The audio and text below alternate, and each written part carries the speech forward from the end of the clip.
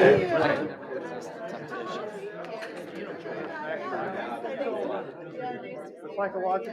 psychological dieting tricks, your brain plays on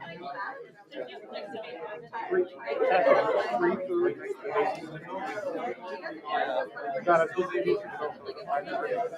Free food, just food. Right. I'm not very good at it either. No, I know. I'm not on it anymore, so I gotta get back on it. But I did do a diet for the longest I've ever done. Yeah. And I did a few things along that. Don't have it in your office. Smaller dishes, like just one helping. So you only eat 10 o'clock on Monday here.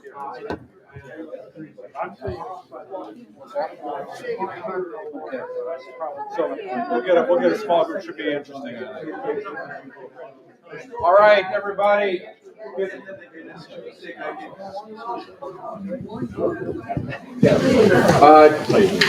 Just one announcement. We had planned 3 sort of talks on Ukraine. We had one on offense, defense balance, one on the nuclear situation. The third was going to be on emerging technology. I think given all the, there's a lot of activity now with the Gaza situation and all that, I think we'll postpone the emerging technology session on Ukraine till next semester early. So I don't know if there are any other announcements. All right. Chris, are we ready to go? Yeah, just one. All right. Have a seat, sir. Okay.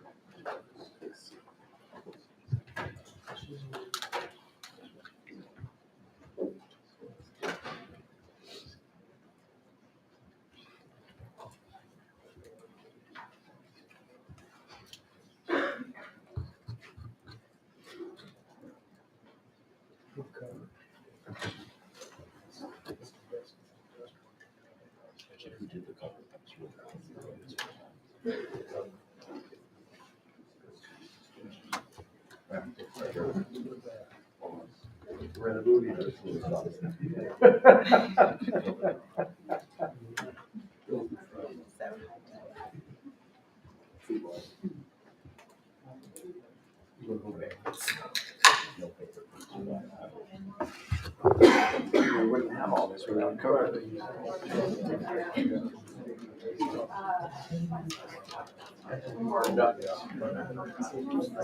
Yeah. All right. Welcome everybody to the MIT Security Studies Program Wednesday Seminar Series. I'm Roger Peterson. I'm acting director filling in for Taylor Fravel, who's on leave this year. Security Studies program here, we study the preparation for war, we study threats of war, we study the outbreak of war, the course of war, the termination of war, and the aftermath of war. I think one thing we probably don't do enough of is study the aftermath of war. And so we're very fortunate today to have with us Sarah Daly, who I think is one of the leading scholars on post-war dynamics. She's written 2 books. First, Organized Violence After Civil War, The Geography of Recruitment. This was about remilitarization after Civil War. And that book was very well received. It was the runner-up for the 2000 Conflict Research Society book. And it was also, the kernel of this book was Sarah's dissertation here at MIT, which won the Lucian Pye Award for Best Dissertation. Today, she's talking about her second book, which is about the electoral consequences of Civil War. And the book is Violent Victors, Why Bloodstained Parties Win Post-War Elections. Received the 2023 Leon Epstein Outstanding Book Award from the American Political Science Association. Shortlisted for the Gregory Lubert Prize for the best book in comparative politics from the APSA. So with that, violent victors, I'll just read the abstract and then I'll turn it over to Sarah. How do political parties derived from wartime belligerents successfully campaign as the best providers of societal peace, attracting votes not just from core supporters, but oftentimes also from the very people they targeted in war? Sarah is seeing human beings as security seekers and references Hobbes a lot, so we like to see that at SSP. So Sarah.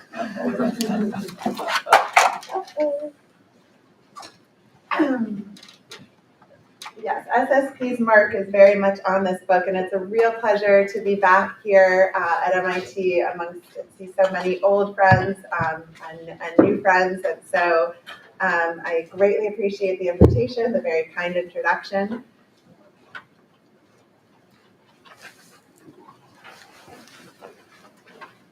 And the busted technology. And the busted technology with all the high-tech technology. That MIT is really good at technology.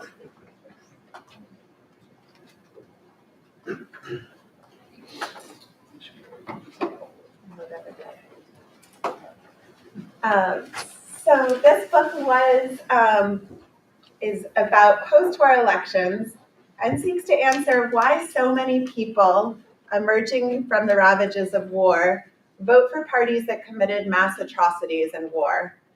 And what are the implications of these elections for peace, for justice, for democracy, and for governance? And the project answers that blood-stained parties, if war-winning, successfully campaign as the best providers of future societal peace. This project was born from two personal experiences. As an undergraduate at Stanford, I took a class on the politics of human rights, in which we learned about the Pinochet coup and the 40,000 victims that the coup left in its wake. And I assumed, given these human rights abuses, that all Chileans would naturally reject Pinochet. And then I went to study in Chile, and I lived with a family that was very much pro-Pinochet, and joined the ranks of about 44% of the population that was pro-Pinochet even after the transition to democracy. I was struck by this. I was struck again while researching my first book, which, as Roger mentioned, sought to understand why some armed groups silence their weapons and demilitarize, whereas others remilitarize, return to organized violence. And the answer lies with the geography of armed groups recruitment. And for this book, I engaged in 18 months of fieldwork in Colombia. I interviewed hundreds of former fighters and their victims. I engaged in surveys of ex-combatants, their families, the civilian communities in which they lived, their psychologists. I engaged in participant observation in nearly all of the armed groups' zones of military operation. And ex-fighters and victims told me about the indiscriminate massacres and rapes and torture and kidnappings that the armed groups had carried out. And yet I found that in many places, the population tolerated and even supported the former paramilitaries and their allied politicians, even after they had handed over their weapons and demilitarized. And this theoretically provocative behavior exhibits itself very broadly. For example, in Guatemala in 1999, the party of General Rios Montt, who was accused of genocide, won the election. In El Salvador in 1994, what people have called the above-ground alter ego of the death squads, responsible with the armed forces for the vast majority of political killings in the country, won the election. In 2018 in Colombia, the party of President Alvaro Uribe, who was facing hundreds of investigations for ties to paramilitary forces, and what Human Rights Watch called one of the worst episodes of mass atrocities in the Western Hemisphere in decades, won. Around the world after winning peace, populations vote for political parties with deep roots in the violent organizations of the past. They do so in the aftermath of short wars and long wars, where in ethnic societies and non-ethnic societies, where you have peacekeepers, where you have no peacekeepers, rich countries, poor countries, in all regions of the world. When I started this project, I anticipated that it might matter how much violence the parties carried out, and that the patterns of votes would translate, the patterns of violence would translate into patterns of support at the post-war polls. That those that were restrained in violence would perform better than those that were more indiscriminate. But indiscriminately violent rebels and militaries did just as well in the elections as those that carried out restraint in their use of violence. This is looking at all belligerent successor parties since 1970. But of course, it could be that national level patterns are masking subnational patterns, and that at a more regional or local level, victimized regions were voting against their perpetrators, whereas non-victimized regions were the ones that are accounting for this vote share for victimizers. But this pattern also manifests at the subnational level. And regions that are terrorized were voting for their victimizers to rule their countries. So here I just show the atrocities carried out by the armed forces in each municipality in Guatemala, tracked against the FRG, which is the party derived from the armed forces, their vote share. And the FRG won a majority of the vote across municipalities, irrespective of whether it was responsible for minimal or extreme levels of violence in the municipality. Indeed, it was the Mayan region of the Western Highlands against which Rios Montt had carried out a genocide that voted for this dictator turned Democrat in the founding post-war elections. Across 18 cases for which such subnational data is available, there's no consistent relationship between belligerents' relative civil war violence and their successor parties' later electoral success at either a municipal or a provincial level. But it could be that victims are voting differently than non-victims. So it could be that victims are voting against these parties, whereas non-victims are the ones that are accounting for this vote share. In El Salvador, the Truth Commission revealed that the armed forces and death squads had carried out 95% of the atrocities. The rebels carried out 5%. And yet you can see that victims were voting for Arena, the party derived from the death squads, in disproportionate levels, given a sort of traditional revenge story. So then I thought maybe it's that all these votes are forced. They're cast out of fear of violent retribution, individual violent retribution, or fear that if the voters didn't vote in this fashion, that the belligerents would return to war. But I find that the parties were winning even where elections were free and fair. They were winning the votes not only of the most vulnerable, those that were potentially casting their votes out of fear, but also those that were least vulnerable. They were winning over time, even as the threat of coercion diminished. They were receiving not only the votes of, but the attitudinal support of voters. And they weren't automatically winning undecided voters, undecided segments of the electorate. They had to work hard for these votes. This graph just shows that there's no relationship between the level of political violence in the elections and the successor party vote share. I also find that it's not that there was a fog of war, that people didn't know to whom to attribute the atrocities, whom the perpetrators were. Many elections happened after truth commissions had reported. I also find that victims weren't just all forcibly displaced, leaving only non-victims to vote. Displaced were voting similarly to those that were not displaced. Nor is it the case that victims were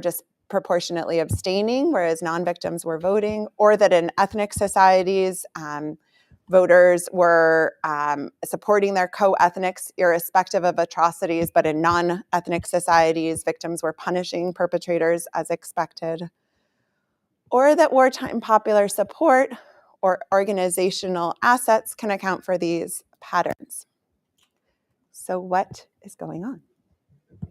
I'll walk you through my violent victors theory, how I go about testing this theory, share with you just a few results, and then discuss some extensions for the project from existing and future research. I would be really grateful for your feedback on extensions of the project, the next steps in the research agenda. And I've also been asked to write a response to an Diplo, is that how you say it, roundtable review, and also a PSQ sort of reflection on my book. And so even though this is a work that is now published, and so you can't say write a whole different book, you can help me with this like Maoist self-critique. So we can engage in that together. So in my book, I argue that the post-war electoral success of actors that committed atrocities in war depends not on the extent of their wartime atrocities or on electoral coercion, but on the military outcomes of the war.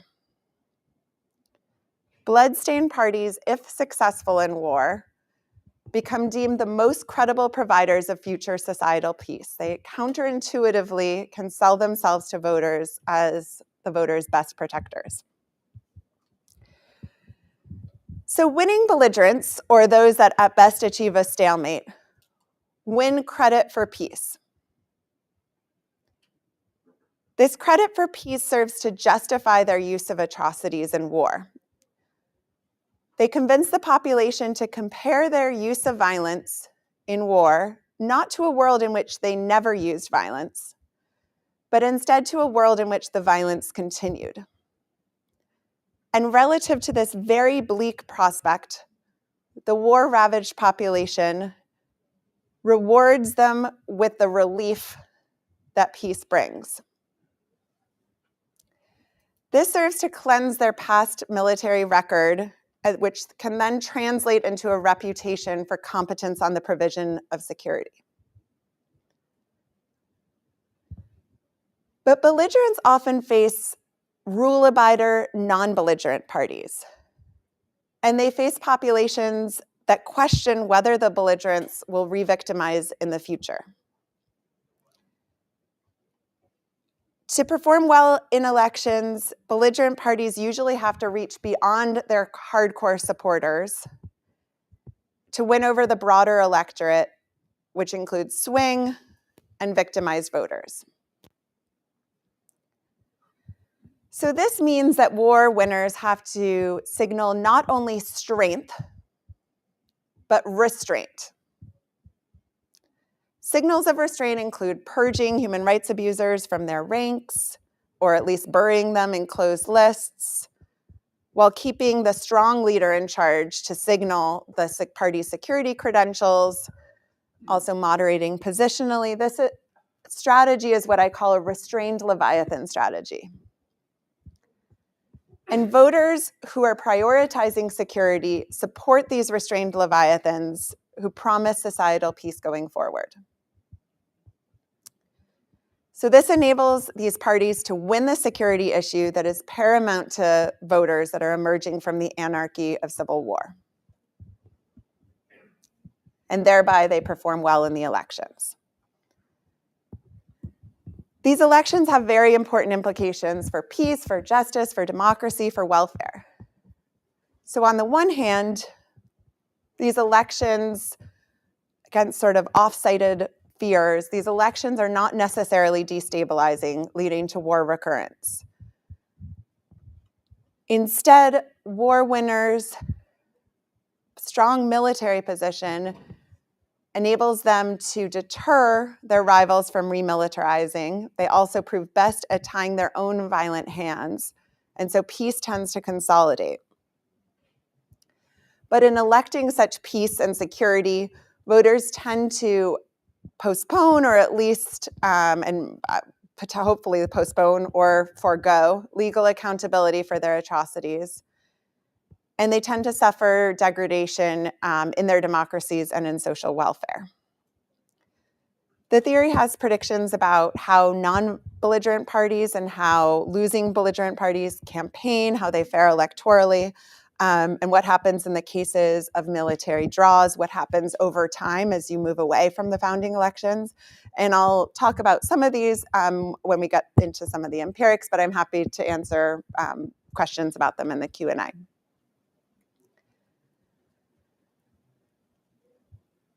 So to test this argument, I first use cross-national evidence of all belligerents that around the world that transitioned from war between 1970 and 2015.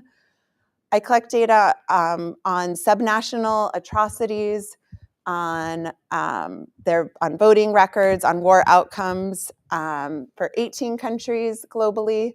I then probe the theory's scope by looking at ethnic wars fought over territory and context of non-programmatic politics. To evaluate the theory's implications for how parties will strategize and run, I use a comparative laboratory of Central America in which you have the whole range of war outcomes. For this, I engaged in archival research and interviews with victims and victimizers, politicians, party strategists.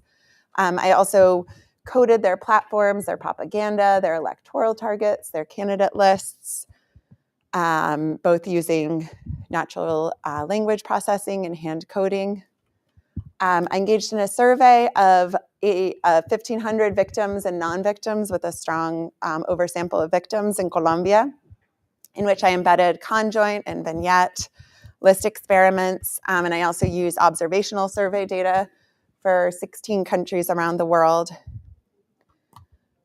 To understand the implications for peace, justice, democracy, and welfare, I use an original database of paramilitary mayors derived from 42,000 pages of sentencing documents and an RD design. I look at existing data on liberal democracy and amnesties, and I engaged in original coding of the belligerents' remilitarization or demilitarization after the elections. So I'll just talk about a few of the results, which are shown in a very weak red. So first of all, if the theory is correct, we should expect war outcomes to be a powerful predictor of belligerent successor party performance. And we should expect this relationship to hold irrespective of the belligerents' use of atrocities during war, and even where elections are clean, free, and fair. These implications should also hold up at the subnational level, and belligerent parties should perform better where they win war at a local level. So to evaluate this first observable implication, I use original cross-national data of the full universe of belligerents that transitioned from war since 1970, which results in a database of 205 belligerents across 57 states. And it's the first data set, to my knowledge, that looks at both the rebel and the government side of the conflict, and also looks at parties that did not have violent pasts.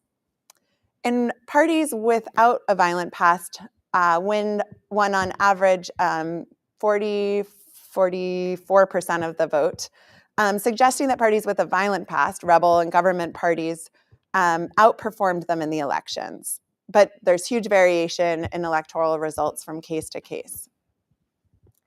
I think of war outcomes on a spectrum ranging from rebel victory to government victory, with what I call relative government victory and a draw in between.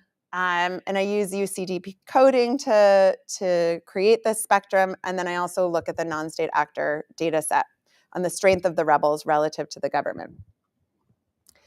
So these figures, which regress the rebel party vote share and the government party vote share on the relative war outcome, show that war outcomes prove powerful predictors of the electoral performance of belligerent parties both rebel and government, in founding post-war elections.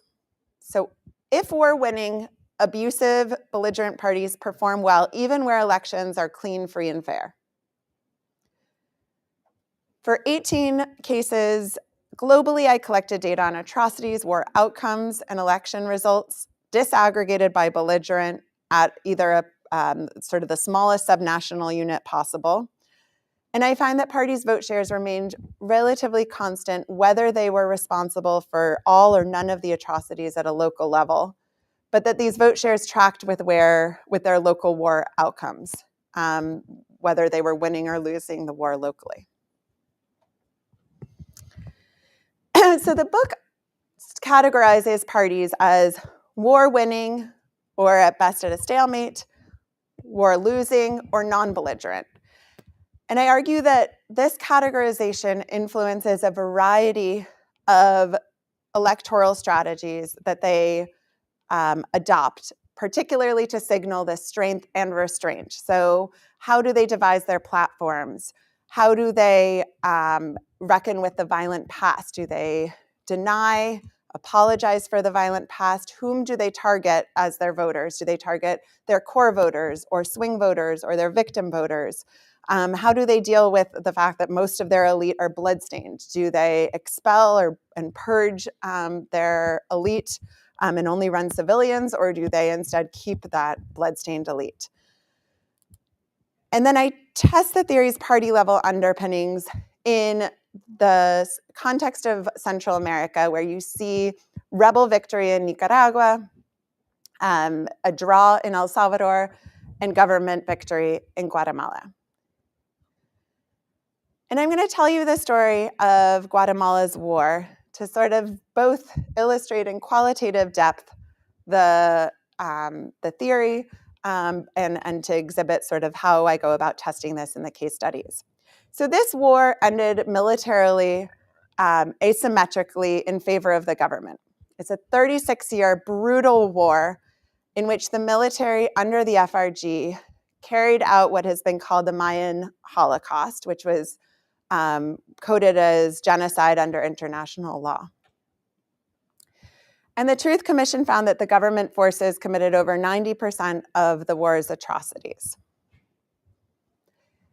In 1999, free and fair elections were held, which pitted the winning government belligerent successor party, the FRG, against a party without any roots in the violent conflict, a non-belligerent party, a strong non-belligerent party that was formed by technocrats and businessmen and had no involvement in the military dictatorships. And then the losing rebel belligerent party also tried its hands at the polls. And I'm going to tell you the story about how the untainted and less tainted parties lost the election. To understand party strategies and strategizing, I engaged in in-depth interviews. I also uncovered this amazing ephemera collection held at Princeton with 11,000 ephemera and used the declassified National Security Archives, which includes 2,000 records on Guatemala. I'm going to tell you a largely qualitative story, but I'm happy to talk more about how I engage in a more quantitative analysis of this as well. So to set the stage, coming out of war, as the theory would expect, a large proportion of the population were direct victims of the conflict, 1/5, and including their families and their communities, a large proportion of the population was conflict affected. And peace brought this sort of psychological relief. 77% said that they felt happy due to the war's end.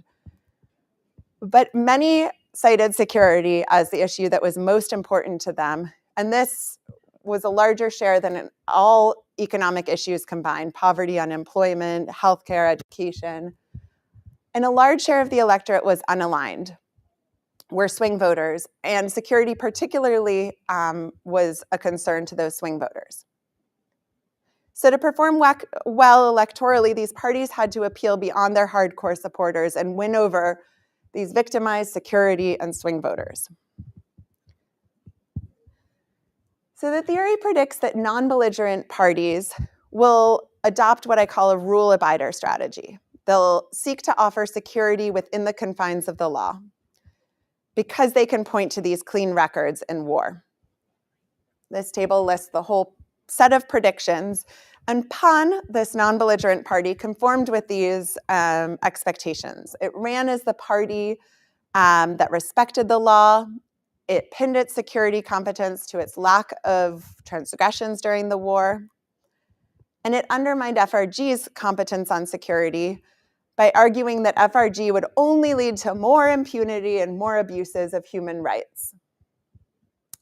And it targeted moderate voters, and it always ran all of its candidates in suits and emphasized its general competence. PAN responde, PAN gets things done. And it emphasized that it would punish the FRG's violent past. So in response to this strong FRG plea to voters to choose an unstained party, FRG, as predicted by the theory, adopted the strategy that I claim would be the optimal strategy for a winning belligerent, which is a restrained Leviathan strategy. FRG argued that Rios Montt had delivered a decisive termination to the conflict, that it brought peace to the country, and it contended for not doubling down on its violence, but instead for effectively ending it, it should be rewarded. So it contended, sort of famously, that Rios Montt said, it will be the record of pacification that will judge what has been done in the past, meaning the record of atrocity. And FRG perceived that its prospective security competence lay not only with its ties to the coercive apparatus, but also with its sort of symbolic psychological edge embodied in its strongman. So Rios Montt always would run as this, in military fatigues, as sort of the old-fashioned caudillo, the man on horseback that's coming to save the nation. And then it would prime the security issue, arguing that Guatemala was emerging from anarchy, a war of all against all that sort of justified the submission to the strongman sovereign, in Hobbes's terms. And it emphasized its security competence over position, on which it had a very historical disadvantage, given that it was a far-right party, by moderating ideologically. But given the opposition's ads that warned that the FRG has, quote, only bullets planned for the future, FRG also had to signal restraint. So Rios Montt's candidacy was paired with leftist Portillo, who was a victim of the conflict, in order to signal to the armed and unarmed left that FRG wouldn't victimize in the future. And it also purged a lot of its human rights abusers and stacked its legislative ticket with mostly civilian candidates, including some of its former enemies and victims. The theory predicts that war losers can't claim credit for peace, and so they have no ability to offset their past violence and don't have any sort of prospective competence on security. And so their optimal strategy becomes what I call a tactical immoderate strategy, which the URNG seemingly adopted for the reasons that the theory claims. So it ran not on security, but it ran on the stomach, on social and economic issues.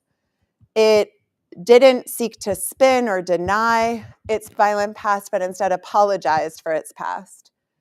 It ran not moderately, but instead, in order to differentiate itself from the parties that had a security competence, it ran immoderately, with reform, demilitarization, total restructuring. It targeted adjacent voters, not these swing voters. It ran, of the poor, by the poor, for the poor, with only civilian candidates, no strongman, no combatant candidates.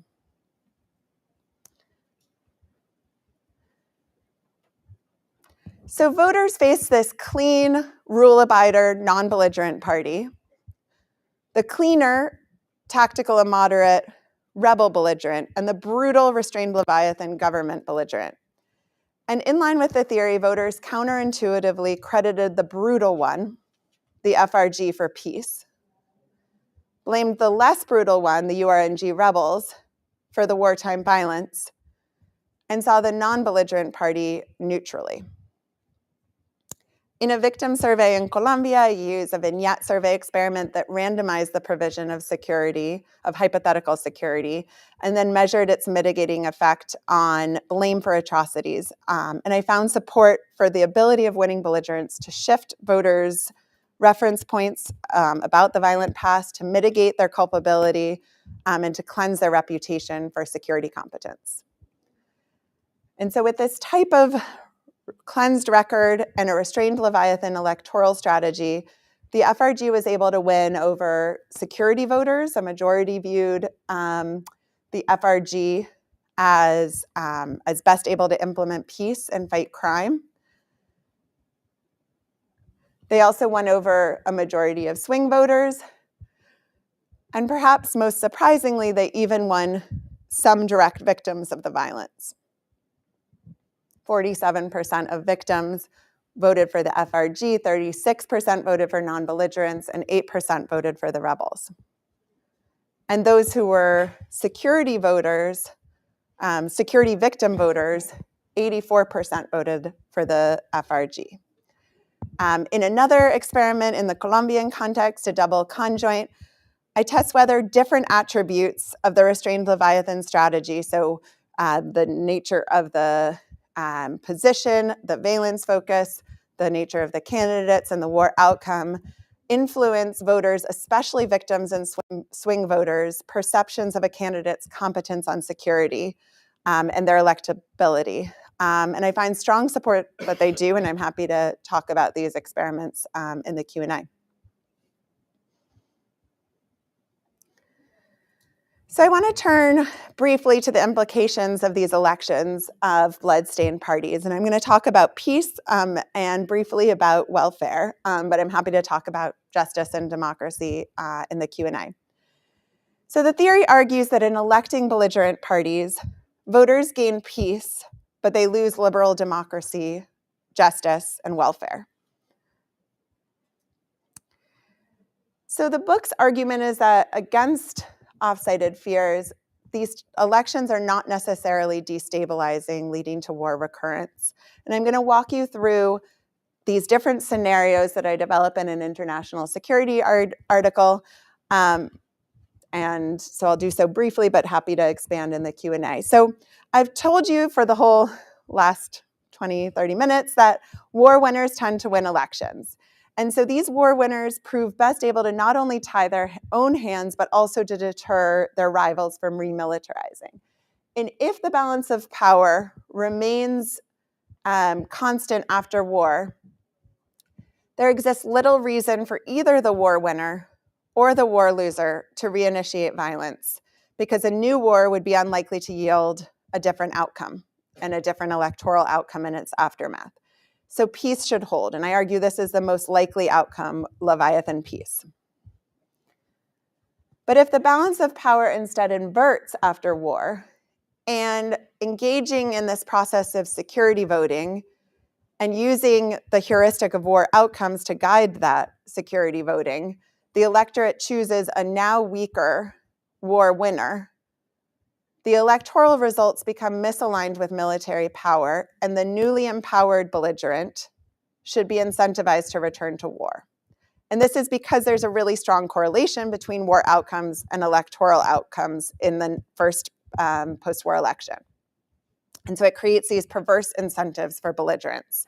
The belligerents want to reinitiate fighting in order to take advantage of its power change and try its hand at the polls in the future from a position of a superior war outcome in a later election.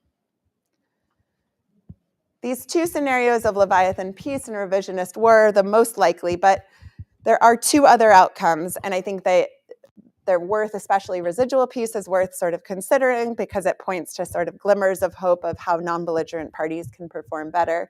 And these are environments in which the power balance holds, but the war winner loses the election, usually to a non-belligerent party, either because security is not highly salient in the post-war environment, or because the belligerent party performs campaigns poorly, does not adopt sort of the optimal strategy, or because the voters prefer rule of law. This is relatively rare, rule of law over law and order.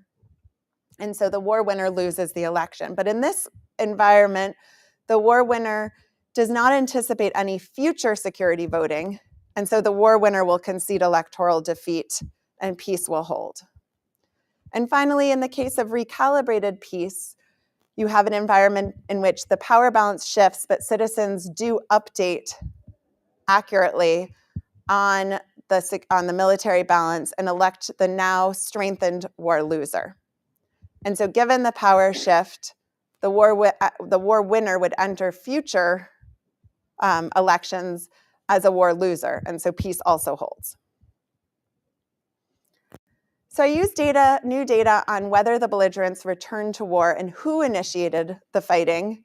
And this includes also data on the shifts in the balance of power after war, demobilization, recruitment of troops, deacquisition, reacquisition of arms and equipment, and shifts in the patterns of territorial control.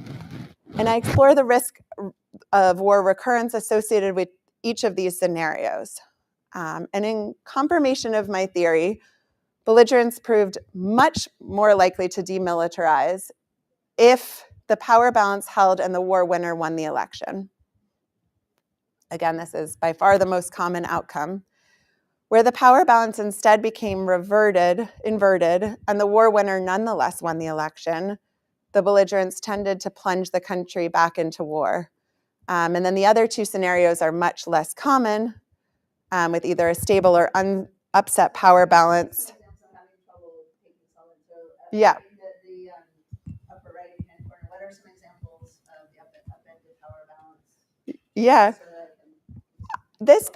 So I use a case study of the case of Angola, where obviously everyone knows this case, in which Savimbi returns to violence after the election.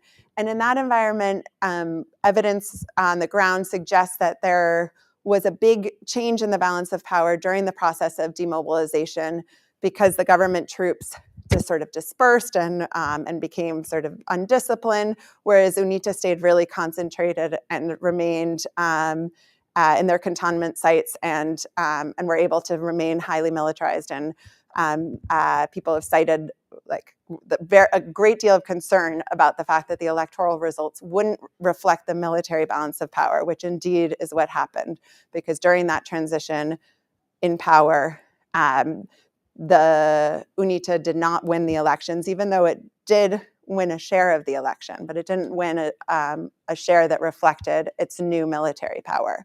And so I argue that therefore it returned to violence. And I'm happy to go through examples, I think especially the sort of rare examples of residual peace in which non-belligerent parties actually win in the Q&A. And then I adjust for the fact that, of course, everything in this project is non-random.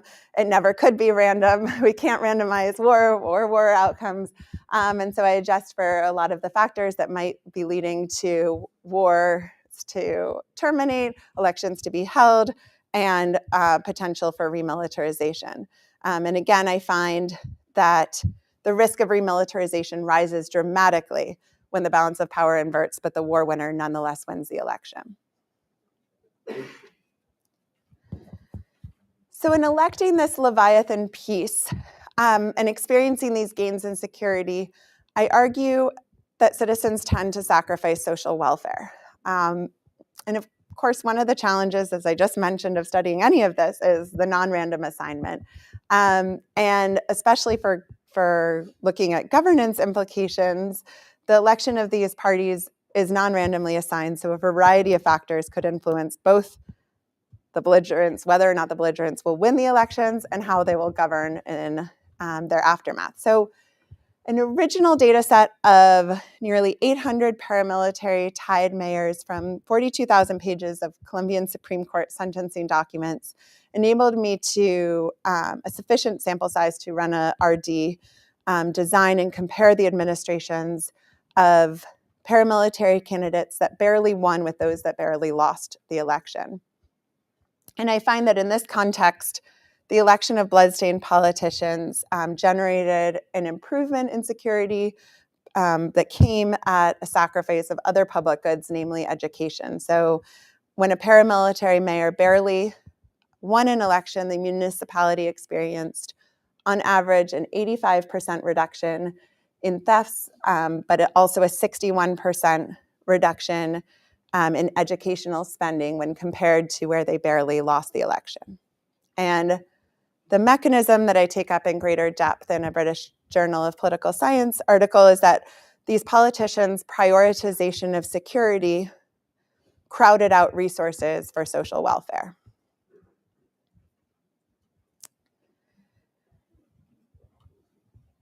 So I want to talk a little bit about some of the extensions and implications of the research. The book uses the analytic tools of political behavior to answer what I think are important questions in international relations about war and peace. But then it also demonstrates the relevance and value of bringing security issues, which are at the core of IR and SSP, more centrally into the study of political behavior. And this intersection, I think, offers a number of important and interesting avenues for future research. So the book is about the immediate aftermath of war, but it has implications for longer-term trajectories, political trajectories. And I think these merit greater investigation, particularly what happens to the evolution of these bloodstained parties, what happens to their security brand over time, and what happens to the prospects for democracy and for justice over time. Specifically on transitional justice, the book argues that war-ravaged citizens tend to opt for peace over justice, at least in the short term.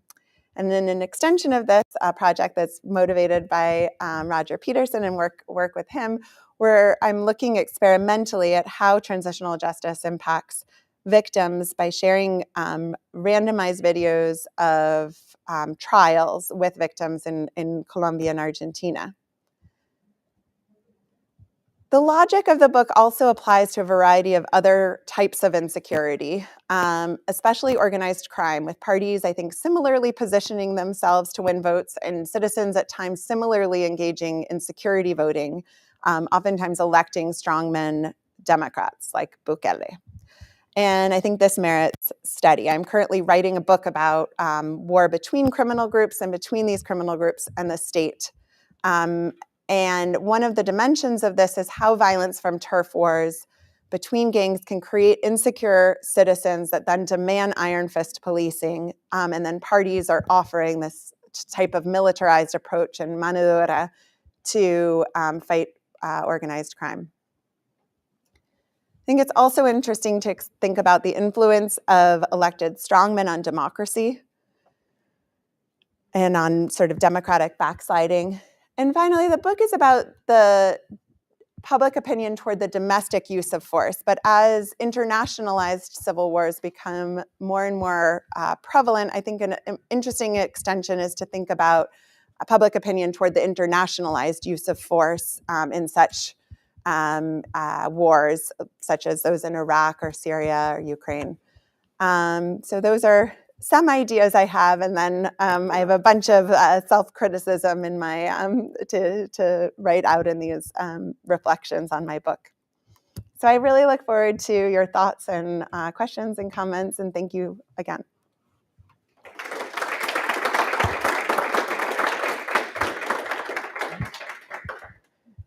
Roger, do you want me to sit or stand? Sit here, I think. Okay. I think your questions. Let's start with Thomas in the back.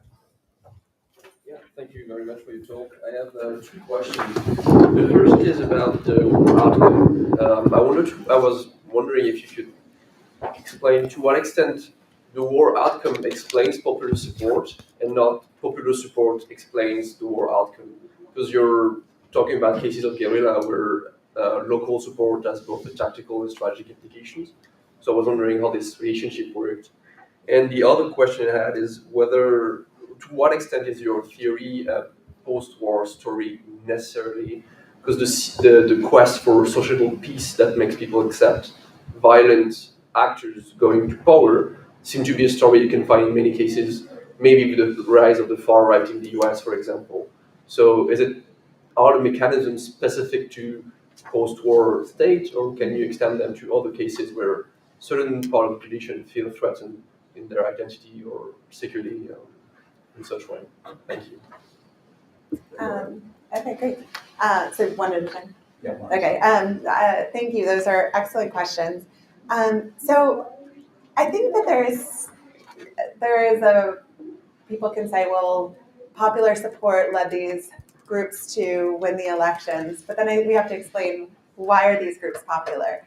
And there are a number of factors that I think point to the fact that it's not just popular support leading to the war outcome as an admitted variable explaining the war outcomes. And several of those factors are, first of all, you see a lot of variation in war outcomes over the course of a war. So it's hard to say that sort of pre-war popular support can explain what happens in war and what happens after. So for example, in the Guatemalan case, the guerrillas were extremely popular and then extremely unpopular. And so there's more to it than that. Also, war outcomes, a lot of factors lead to war outcomes that are not just popular support, from all sorts of international assistance to all sorts of sort of rough terrain and resources and all sorts of other things that can lead to different war outcomes. And so I think the selection issue is much more complicated than just a popular support story.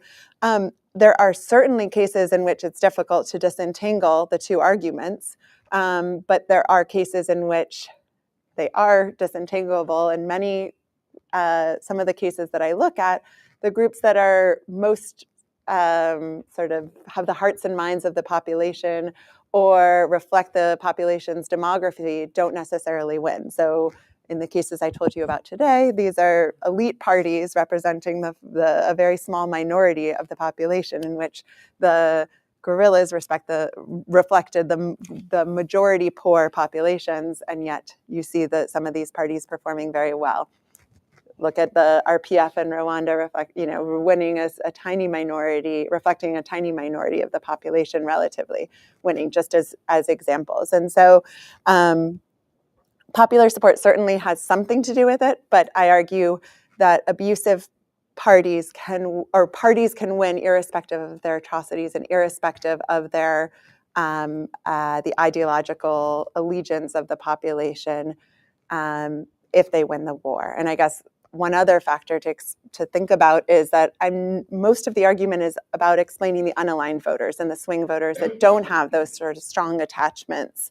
And a popular support argument or sort of underlying allegiances can explain those swing voters. I had Rich, Eric, and Ken. Oh, yeah. Do you have any of you that are directly on this point? If not, Barry, do you have on this point? No. Okay, go ahead, Ken. Sure. Interested in a potential inferential issue. The cases that you discussed were all in the Western Hemisphere, within the American sphere of influence. We have some variation from administration to administration in terms of American policies during and post-conflict. But to what extent are these external factors at all significant in understanding the results? And what happens when you travel to other hemispheres? If you look, was Sri Lanka one of your cases, for example? We've had Ranil here twice as a fellow. Mm-hmm. And Rajapaksa obviously was a genocide year to some degree. Road to victory post-conflict is now out. But again, interregional variation and the extent to which external factors like US policies play a role. Mm-hmm. That's a great question, and particularly thinking about the last question about sort of what can determine war outcomes beside popular support. And in Latin America, the U.S. influence was clearly had a very outsized influence. At the same time, the argument, with respect to the cross-national data certainly travels around the world. and across time periods, and even at sort of a subnational level globally, it travels. I think that the specific example you raised, I'll use as a way to also answer the far right question. And then I want to also talk about sort of very briefly about sort of what would happen in ethnic conflicts, because these are also non-ethnic and they're aimed at state takeover. And so other sort of threats to external validity that are raised by your question. So with respect to the Sri Lankan case and sort of how does this spread to potential far right or other places in which you see the strongman playbook? And I actually wrote a piece in the Washington Post in 2020 about Trump's sort of strongman playbook and the fact that he was using sort of a restrained Leviathan playbook. And you see this with after the Easter attack, sort of trying to revitalize in Sri Lanka the fact that they had won the war, even if through arguable genocide in the north against the Tamils, and that security brand can lie sort of dormant and can be revitalized. And you see this with Buhari in Nigeria, to Duterte and Marcos in the Philippines, and all over the world. Bolsonaro, what you're seeing in Argentina right now with Milei, all these sort of actors that are trying to kind of revitalize the security brand that comes about from potentially trying to, through past successes in war or otherwise. And I do think that there's ways in which the argument would travel. You would obviously have to adapt it to apply to something like strongmen, far right strongmen. Thinking very quickly about ethnic conflicts and wars over territory, I think that the argument does work in ethnic contexts. You see the regression lines look identical almost in ethnic conflicts as non-ethnic conflicts. But I think in conflicts over territory, in which the electorate becomes more bifurcated, you don't necessarily have a unitary electorate in which you have the incentives to reach across the ethnic line to seek votes from non-co-ethnics. What you see is that if your ethnic group that claims to represent your group loses, you see a move to a non-belligerent party, but not necessarily a move all the way to the victor's party that is not a co-ethnic, if that makes sense. So for example, in Croatia, you see the Croat population supporting the government belligerent successor party, but the Serb population not going to vote for the Croat party, but leaving Serb ethnic parties to vote for non-ethnic, non-belligerent parties.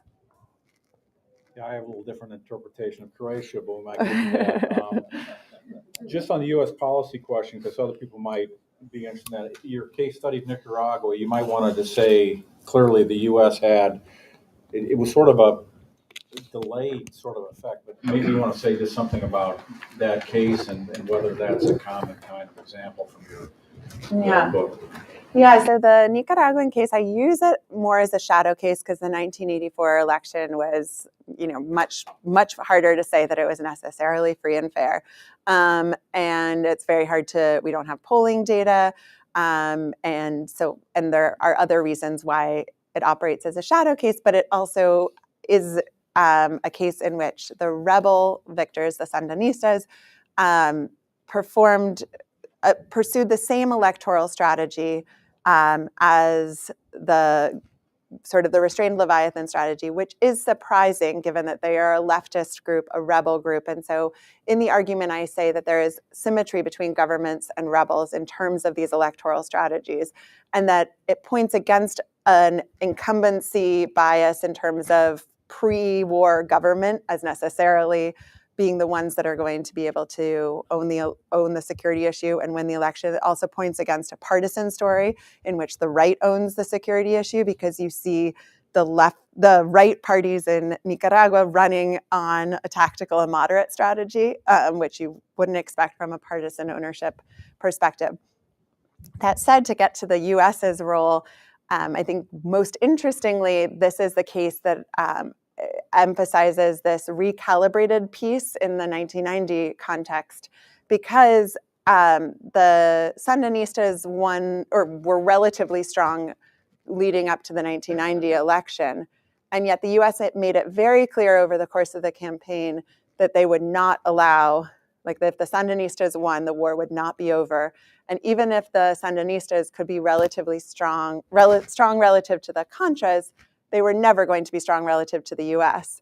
And what you see is that core voters were supporting the Sandinistas, and they would have won if you had held an election at the start of the campaign.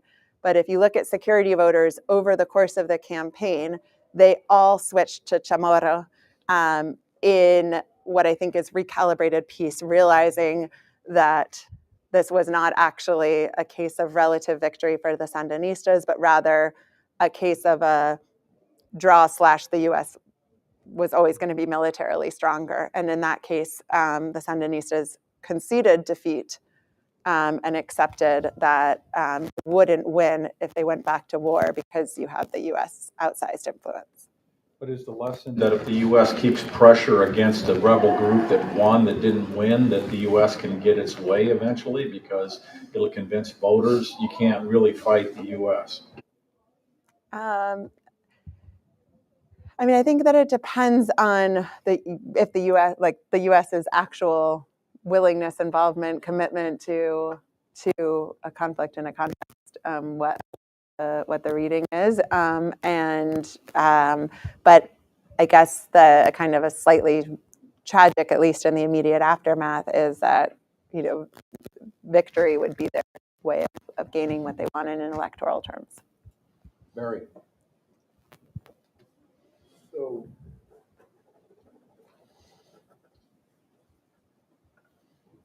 this is a kind of left field question, but I'm trying to figure out why, in all these cases where there's a relatively clean victory coming out of a pretty bloody war, why there's an election at all. And is it possible that we're asking some other kind of ecological kind of questions here? I wonder if there's something about the explanation for why there's an election at all that has some effect on what's happening in your cases. For example, maybe the fact that there's an election at all helps launder the victors in the eyes of those who were abused, or the fact that there's an election at all somehow makes the victors seem more restrained. There's something odd about these cases to me. And so I wonder if you thought about this, sort of if there's some factor X, maybe the international community has taken some sort of a role. So maybe there's this diffuse, sort of the Leviathan is under some sort of constraint kind of effect going on. Mm-hmm. No, I think it's an excellent question. And it's something that I thought about mostly as would we be seeing huge selection into the universe of cases that would even try their hands at the polls, or would you only try your hands at the polls if you thought you would do well? But I think then I started to think about, well, who's holding these elections, and they're obviously not random. But then the sort of surprising fact, and something that Jack Snyder and Don Brancati found in their work, is that almost every single case of post-war conflicts hold elections after the conflicts, because this has become the very strong international norm of, going back to Paris, Paris on liberal internationalism and holding elections after war. And a lot of these parties have reason to do so because they foresee that they will perform relatively well. Even at a stalemate, the expectation is that they'll split the vote. And parties are rarely banned. I think there are 7 cases of banned. I think there are 3 cases where there weren't elections. And almost every election has these belligerents running in elections. So I guess the question is, would you not end the war because you fear that you wouldn't, you wouldn't be able to perform well in the elections, and so it pushes this election issue back even a little bit more. And my sense is that, people have argued that you won't end the war because you fear the persecution or the prosecution and after the war with respect to your human rights abuses. But that seems to be only the case for the losing side, and not necessarily for the winning side, given that they can shield themselves through political power from prosecution. So it's something that in my self-criticism, to be honest, I want to explore even more, but it doesn't, the data don't immediately point to a major selection issue in terms of these elections. Well, I mean, was there did Franco stage phony up elections after the victory in the Spanish Civil War? This Well, this data goes antedates back- the norm. I'm yeah. just wondering. I don't even know the facts of the case. Well, this goes back, the data don't go back Yeah, right. that far. And And what about I after the don't believe Rwandan so. But, Civil and I War? also am, well, 2000, but, and there were elections in 2000 or 2001, not free and fair elections. And so there is the challenge that I guess the question is not, maybe the question isn't necessarily do you hold elections, but do you hold free and fair elections? And that is a little bit more complicated and gets tied up with the extent of democratization after a war, which we have theories to explain how democratic the context will be emerging from war. But yes, in some of those cases, you are holding elections even after the war. But it's something that I think is worth continuing to ponder as you are. Yeah, Rich Nielsen. Yeah, my thoughts, I think, are related, but it's that point in the semester where the wheels are coming off. Yours or mine? You're on leave, man. You're supposed to be great. So you keep characterizing the elections, at least some of them, as free and fair. That phrasing already tips me off because that phrasing comes from a set of international norm entrepreneurs, right? But I'm thinking back to, I'll call it a weird literature. So Gaventa and power and powerlessness, and kind of hidden faces of power. Tell me how the election is free and fair, whether deemed by an international body to be free and fair or not. Mm-hmm.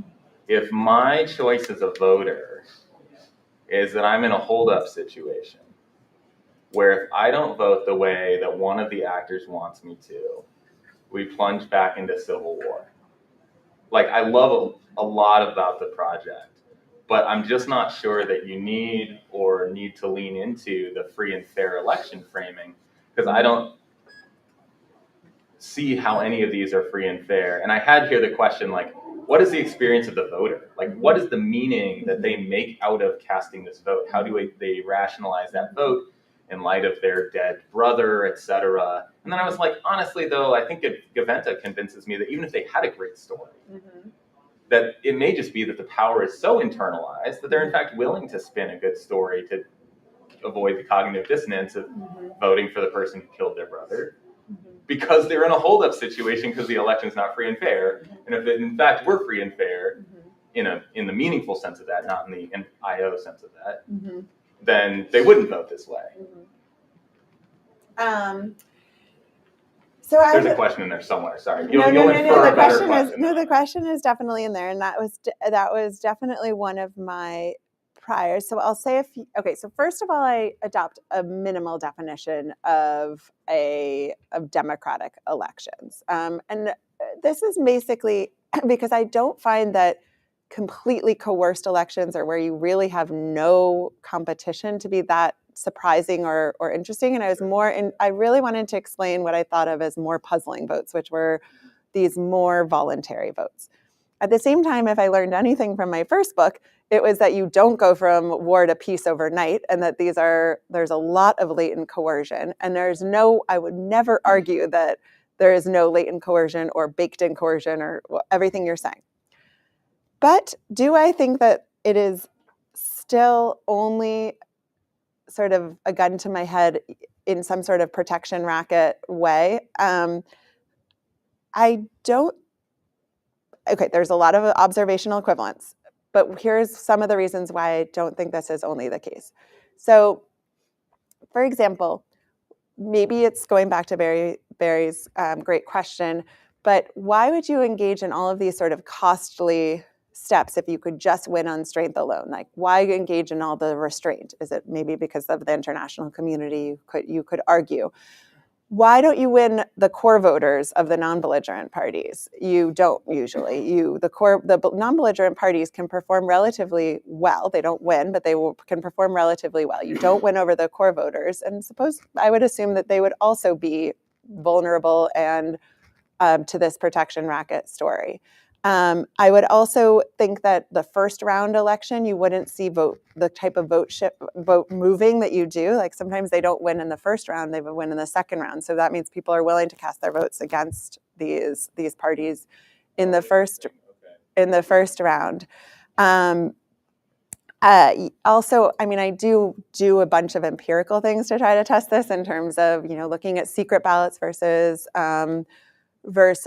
like an open ballot, which isn't perfect because if it's baked in, you're not going to pick it up. And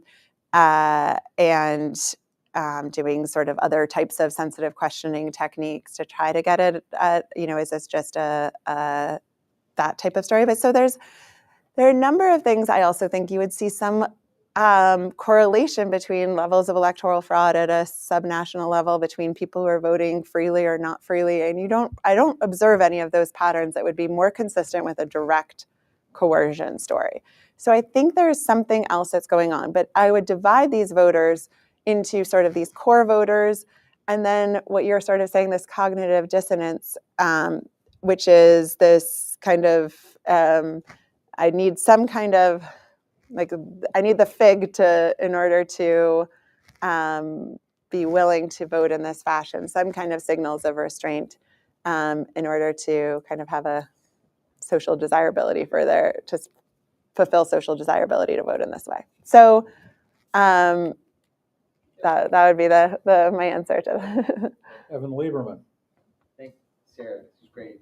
I guess I was trying to think of simpler explanations, and I mean, one was just like people generally like winners, and for citizens as voters, when they see that someone's strong, or they want to be on that team, and you talked about. I feel like you interchange the terms atrocities and violence. Mm-hmm. I guess one person's atrocity is someone else's justified violence. And so I guess my question is, like, to what extent is there like a winner's shine that citizens then in a kind of post hoc way look back and they, the winners have a bit of an incumbency advantage. They get to control the narrative and to be able to say, this, what happened was righteous, and people kind of want to believe that because they want to be associated with winners. These are all really, really exciting, interesting points. So on this just sort of supporting winners, and I guess where I still became puzzled is about sort of this process that you still have to do something in terms of laundering your violent past in order to render it competence on security, particularly for those who suffered the consequences of that violence. But there's something to that. But I will add that I really focus on winning and losing to make it parsimonious and easy to follow. But this is also holds in cases of stalemate, which are a lot of cases. And in those cases, I argue that these parties emerge less competent than they do if they're winners, but they emerge with a competence for security, and because they did bring credit, they do gain credit for peace, but that they have congruent electoral strategies. So both parties will run with restrained Leviathan strategies, and their ability to do so successfully will be somewhat influenced by their media influence, which is where I do think incumbency can matter. And this mattered much more than I expected in the Salvadoran case, where the election, the Arena party, because of its control of the media, particularly in like this old media environment, were able to propagate their message a lot broader and stronger and effectively and spin how people perceived the violence. And so that's where I would also answer your other question about atrocities versus violence. And I'm saying bloodstained, you know, and we're right now in a moment where one man's terrorist is another man's freedom fighter. And so I think these labels are very loaded. And I'm saying this partially because of the ability to spin violence and see it as justified by in different ways. And so I'm just calling it for what it is. Like, they committed atrocities and violence, whether or not it was justified and how it was justified to the population. And I don't see necessarily, I think the incumbency advantage is complicated, especially because when rebels win, they tend to become the de facto state, so they tend to kind of end up with an incumbency advantage, and that they end up also controlling all of the state media, et cetera. But I think there's a lot in what you were pointing to, and I do think that it's important to unpack, if you can, some of this relationship, because I'm calling all of these actors similarly bloodstained, and I don't know if that is the right approach, but it's the approach that I took to accommodate the fact that, objectively, for example, in that case, the case that I told you about, 95% of the population in El Salvador, 95% of the atrocities were carried out by the government, and yet the population in the aftermath of the war, even though they had those facts in their mind from the Truth Commission, a majority believed that the guerrillas had been more violent, which is just a matter of sort of, in my mind, that effective spinning of the attribution of blame for the objective atrocities. Just to pick up on Evans, because Evan has another sort of psychological alternative theory about people just want to vote for the winner. So I think I had that as a possibility, but there's another thing, that in complete victories, and if one side just completely wins, and Sri Lanka is a case like that, it just seems like people are just resigned, that it's just, they don't want to fight. They don't want to fight militarily. They don't even want to fight electorally. They have been beaten down to the ground. And now I think you may address this. You probably have the data, because you have victory, but then there's like versions of victory. And get to Barry's point, if you completely won, why not have an election and be legitimate? And if you don't like the election, then you just still are the Leviathan and say, well, that didn't really work. It was Trump and I can say, that didn't work. But you also have cases of draws. And, I think some of your story about it's individuals seeking security, but in the complete victory, security is gone. I mean, the Leviathan is such a Leviathan that there's not going to be any more fighting. That's not the case in the draws. They seem to be the really interesting cases, because you could lose and you could go back to war. And I can see the security stuff there, but just that on this level of victory, I'm not sure if one side is taken, one so big that it's taken the security side off, I'm not sure that it's still security voting, or whether it's one of these other psychological mechanisms, this resignation. Barry, you want to comment on this? I just wondered if there's a way conceptually to distinguish between atrocities, violence, and then something else which in my mind I'm just thinking of as anarchy, right? So if you're being regularly coerced, you're being regularly coerced, right? If you're being coerced by one group and robbed for political reasons, then next week you're coerced and robbed by somebody else because they're taking advantage of the fact that things are weak, and then a different group extorts you for some other reason. You're experiencing a situation where you can't even live by capitulating, right? You can't even go over to the other side, because there literally is no order. There literally is a kind of Darwinistic war of all against all, right?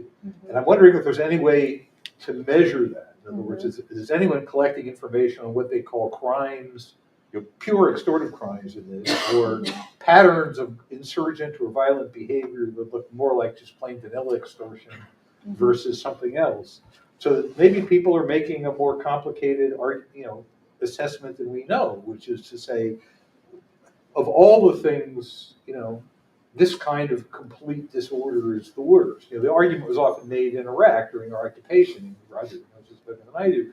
Thousands and thousands of people died as a consequence of violence among Iraqis. Who knows what that was about? I don't know what that was about, right? But the privatization of order and justice and everything else. I'm babbling here, but is there a way that you can look back at the data you've collected or data that other people collected and do a kind of a quick scan to see if there's something about the nature of the war that had this, you can't live in this environment quality?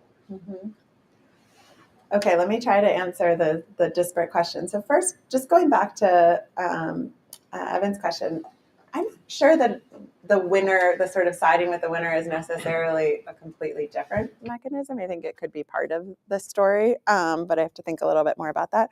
On the Sri Lanka, sort of the all-out victory, first of all, all-out victory is less common than sort of relative victory and a draw.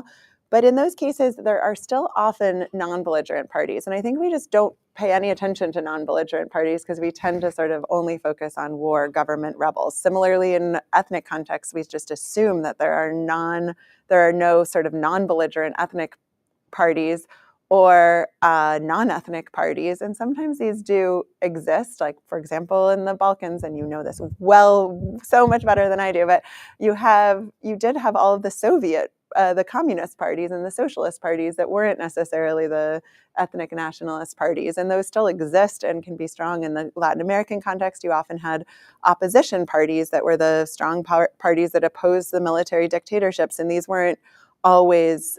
didn't always become part of the military fight, and so even in the case of military victory, in which I predict that you won't have as strong as a rebel party or government party if it's rebel victory, you can still have a real electoral contest between a non-belligerent party and a belligerent party. Not always, but just to sort of point to the importance of non-belligerence. And the risk of civil war, obviously, of course, we know that victory is the strongest determinant of lasting peace. But again, these complete victories are rare. And even in some cases of victory, like the Contras, like you see them returning to war for all different other reasons.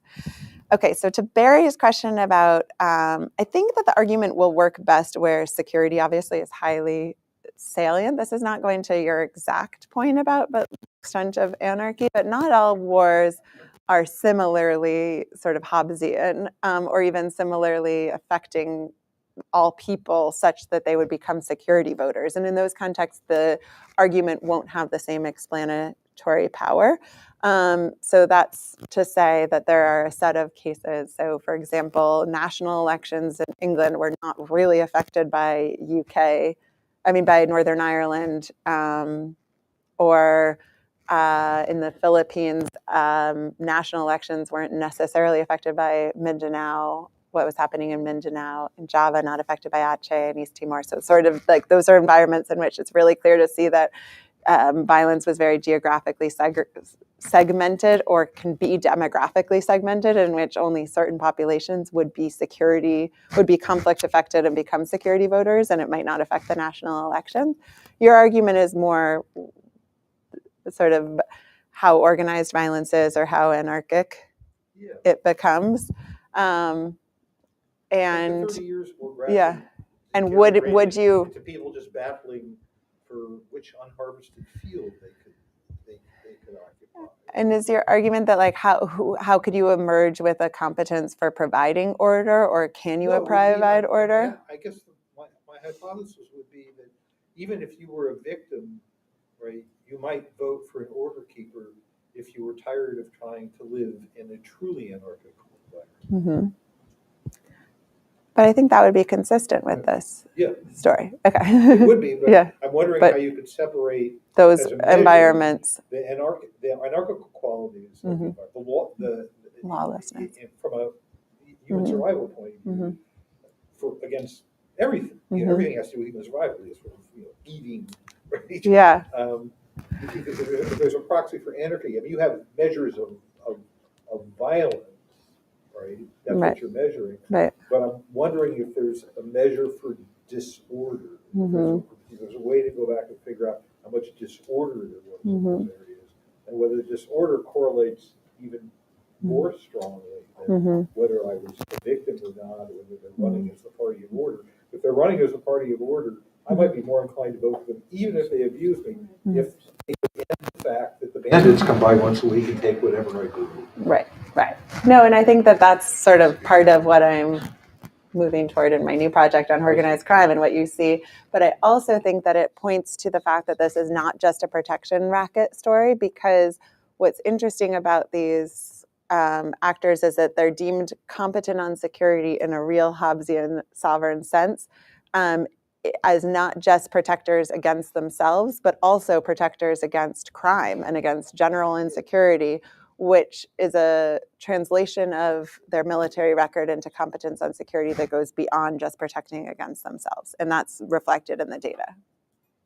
All right, well, of course, beginning at SSP here, Barry's most cited article is about the introduction of anarchy into a system. He's asking about that. Where I'm asking about the balance of power and how it got distorted during war and how that has longer effects. So you're getting the questions you might think we do. We're running out of time, but I have 3 questions. We can run maybe 5 minutes over if we have tolerance for that. Eric, I've been putting you off, and then Jonathan and Apeksha, 3. Let's hear all your questions, and then Sarah can pick and choose.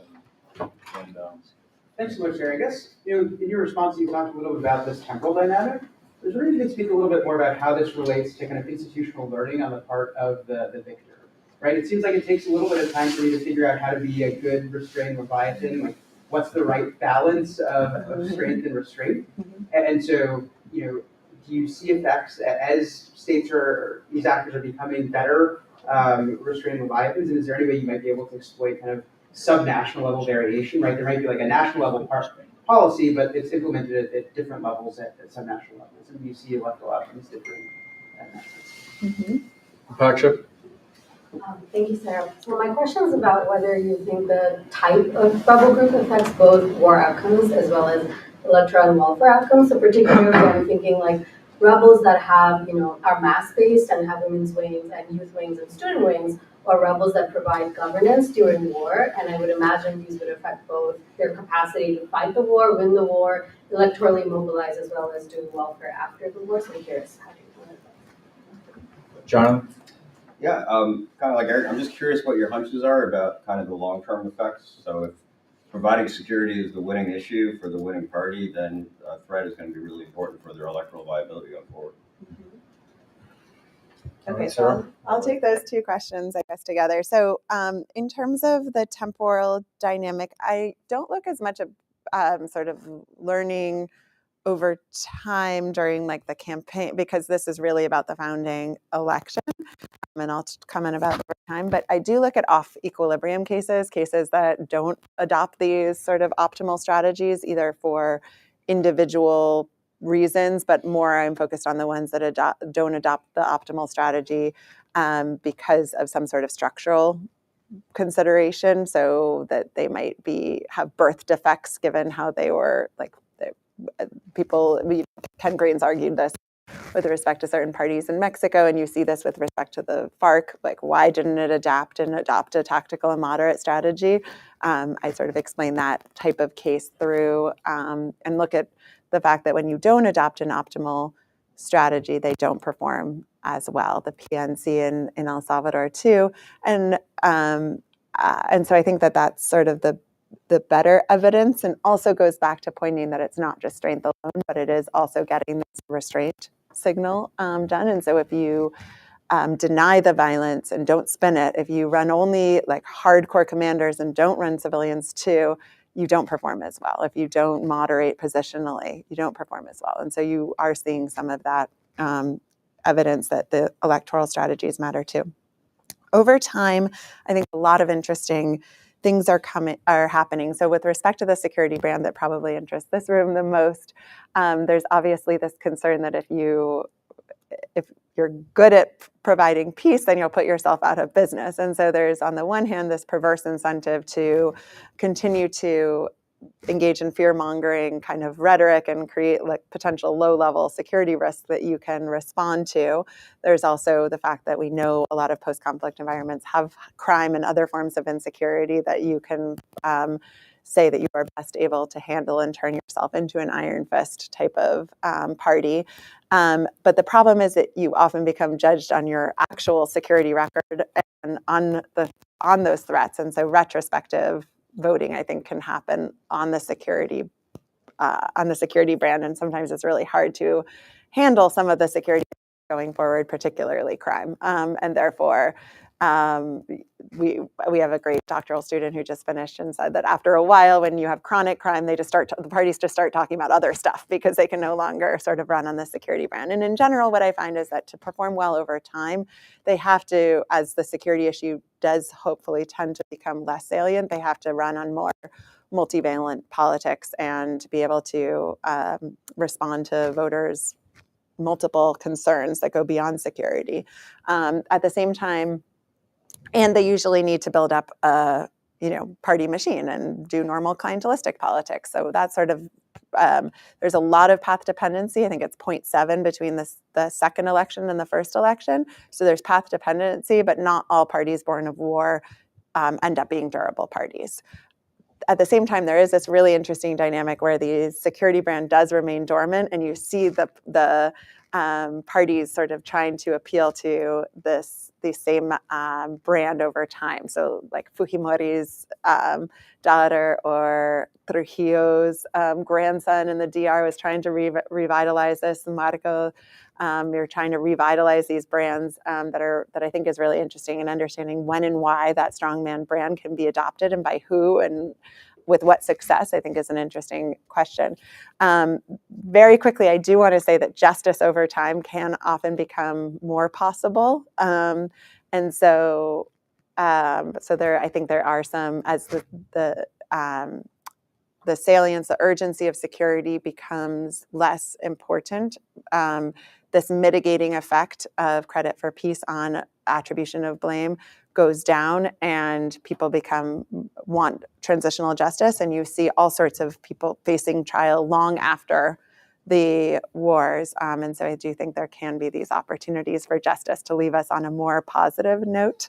And I think I might have to Well, that's end good, with 'cause that. we can draw some Glimmers of negative I know. notes, too. SSP doesn't like the positive ending. So bloodstained war. All right, well, it's been a pleasure having you back here. So let's. I